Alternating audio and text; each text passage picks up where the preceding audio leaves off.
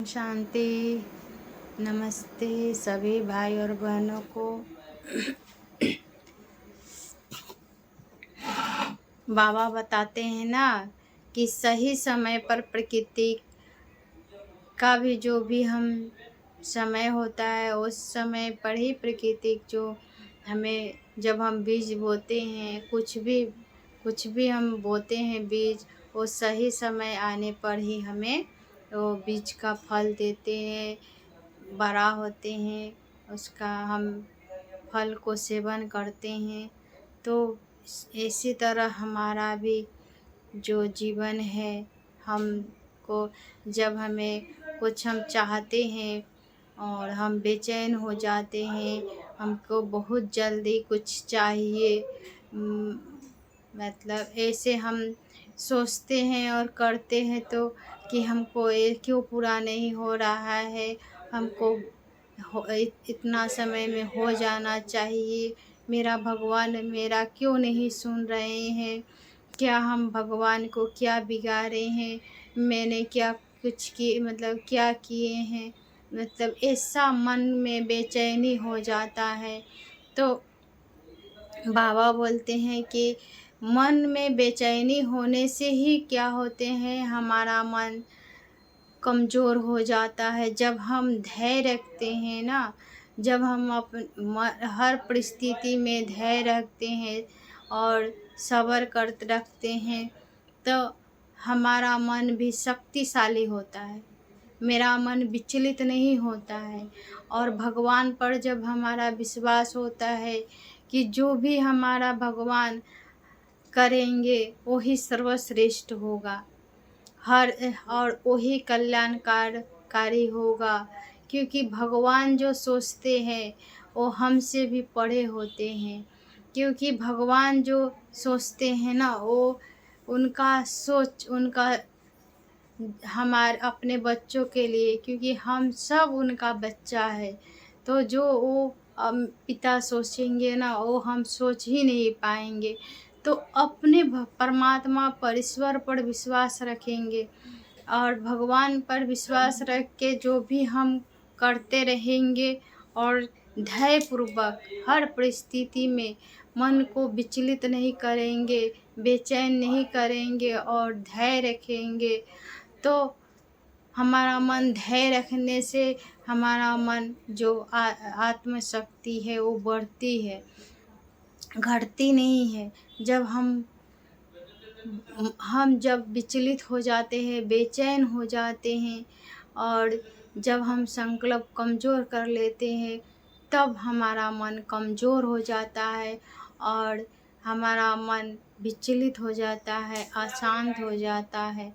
तो हम आध्यात्मिक दृष्टि से देखेंगे तो आध्यात्मिक दृष्टि से भी वही जो प्रकृति हमें सिखलाती है कि हम धैर्य रखें, हम सब्र रखें, हम हर परिस्थिति में, हमारे सामने जो भी परिस्थिति आती है उस परिस्थिति में हम विचलित ना होए करके हम धैर्य रखें और परमात्मा पर हमेशा विश्वास रखें, क्योंकि भगवान पर विश्वास रखना भी बहुत बड़ा शक्ति है, पावर है। उस पावरफुल परमात्मा पर विश्वास रखेंगे तो आत्मा का भी बल बढ़ेगा। तो ऐसा करके परमात्मा पर भरोसा रख के, परमात्मा विश्वास करके और खुद पर भी अपने संकल्पों को भी एकदम शक्तिशाली बनाए और प्रभु को हर कार्य करते हुए जो भी काम करते हैं हम निमित्त है और निमित्त भाव से करते हैं, क्योंकि कराने वाला करा रहे हैं और हम कर रहे हैं। वो करनहार, तारनहार, पालनहार परमात्मा कर रहे हैं। तो सब हम परमात्मा को सौंपते हुए जो हम करेंगे तो हर कर्म में हमें बल मिलेगी, शक्ति मिलेगी, क्योंकि परमात्मा है ही पर बल देने वाले, शक्ति देने वाले, ज्ञान सागर उन्हें बोलते हैं, सर्वशक्तिमान बोलते हैं। तो उनके पास बैठेंगे तो उनसे क्या मिलेगा? उनका पास जो है गुण है, शक्ति है, उनकी महिमा ऐसे तो किसी ने नहीं कर दिया होगा। वो तो महिमा के सागर, उनको जितना भी आप उनका महिमा कीजिए कम ही है। तो परमात्मा का महिमा ऐसे तो किसी ने नहीं किया होगा, ज़रूर उन्होंने कभी न कभी आकर के किए हैं। तो भगवान को भी आना पड़ा और भगवान को भी ड्रामा प्लान उन्हें भी सेवा देना पड़ा। तो इसीलिए सब कर्म करते हुए, भगवान को याद करते हुए, मनन चिंतन करते हुए और प्रभु पर अर्पण करते हुए जो भी हो रहा है सब अच्छा हो रहा है।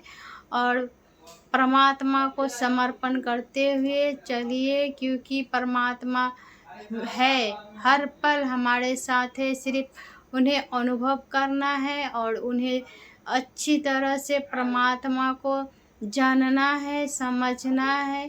परमात्मा को जानना तो जानेंगे अच्छे से, खुद को पहले जानना है। परमात्मा को तो जानने में समय नहीं लगेगा।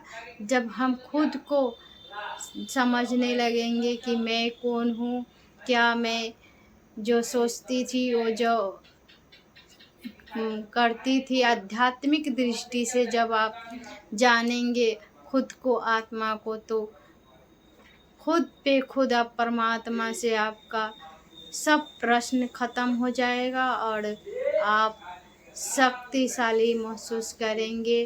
और हर प्रश्न का, जो आपका प्रश्न है, उस सब का उत्तर मिल जाएगा। जब आप खुद को जानेंगे तब आप प्रभु को जानेंगे। तो ओम शांति। बहुत बहुत धन्यवाद, शुक्रिया।